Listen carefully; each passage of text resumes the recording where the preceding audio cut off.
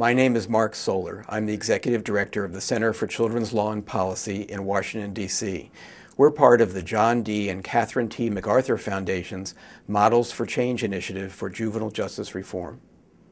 On the following slides, you'll see striking new information regarding public attitudes toward the juvenile justice system and evidence of strong support for effective rehabilitation of youthful offenders.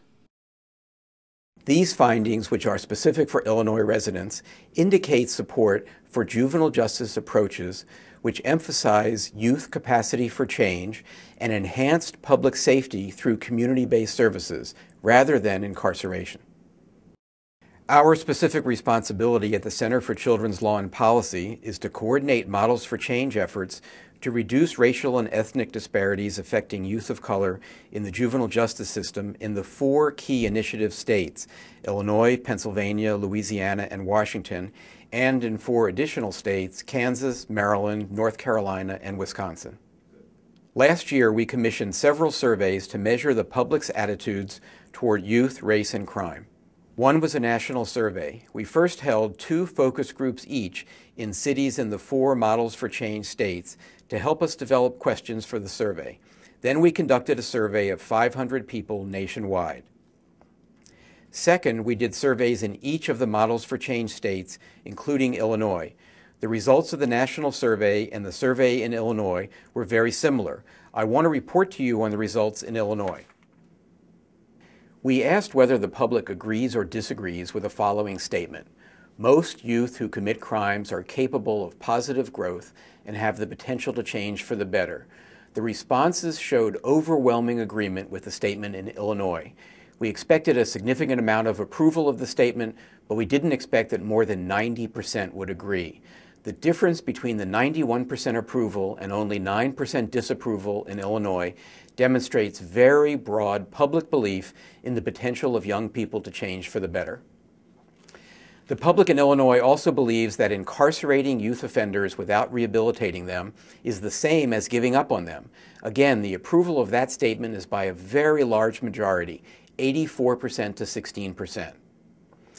The public in Illinois also feels that programs and services are very effective for rehabilitating youth. The graph shows the percentages that said the programs and services are very effective. This survey is the first in the country to ask about specific types of programs and services.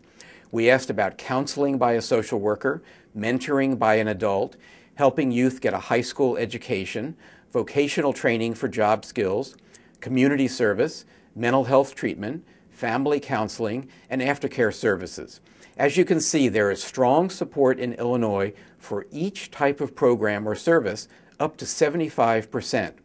As you can also see, few people think that juvenile facilities are very effective in rehabilitating youth, only 11%, and even fewer think adult jails or prisons are very effective, only 8%. Combining those in Illinois who said programs and services are very effective with those who said they were somewhat effective, we see that enormous percentages of people in Illinois support each type of program or service listed, between 88% and 95%. These are gigantic numbers. In contrast, only about half the people feel that juvenile facilities are somewhat or very effective, and only a quarter believe adult jails and prisons are beneficial. We also looked at attitudes in Illinois toward keeping nonviolent youth in small facilities in their own communities or in their own homes with counseling and other services under close supervision of a caseworker. Nonviolent youth make up about 95% of youth arrested each year. There was very strong support for all of these options.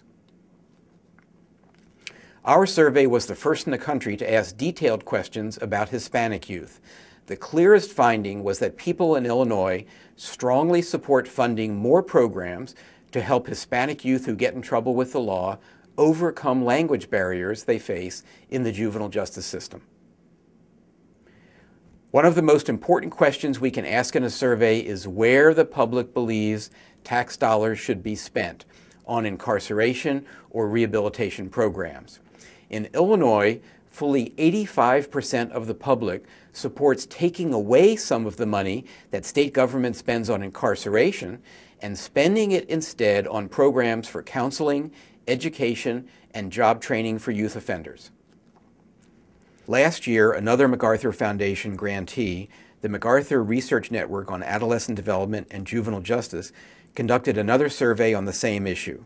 Using a completely different technique, they looked at how much the public would pay in additional taxes to support a new rehabilitation program that would cut juvenile crime by 30%, as opposed to a new statute that would increase jail time for youth convicted of serious crimes like robbery and would also reduce juvenile crime by 30%.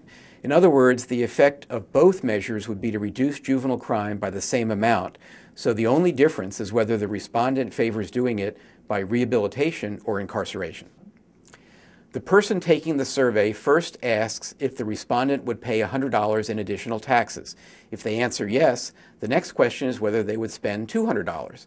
By counting the number of responses on each side and the amount of extra taxes the public would pay, it's possible to get a measure of how much, in dollars, the public is willing to spend on rehabilitation versus incarceration. This is called a willingness to pay, or WTP, survey, and it was done in the 4 MacArthur Models for Change states. The survey found that in 3 of the 4 Models for Change states, the public is willing to pay more for rehabilitation than incarceration. The greatest difference is in Illinois, where the public is willing to pay 25% more for rehabilitation. This is consistent with our survey, which found very strong support for spending money on rehabilitation rather than incarceration. These surveys show that there is broad and strong support in Illinois for a variety of individual, family, and community-based services and programs for youth who get in trouble with the law. As you can see, the numbers are not close. The people of Illinois strongly favor these types of rehabilitation programs rather than incarceration.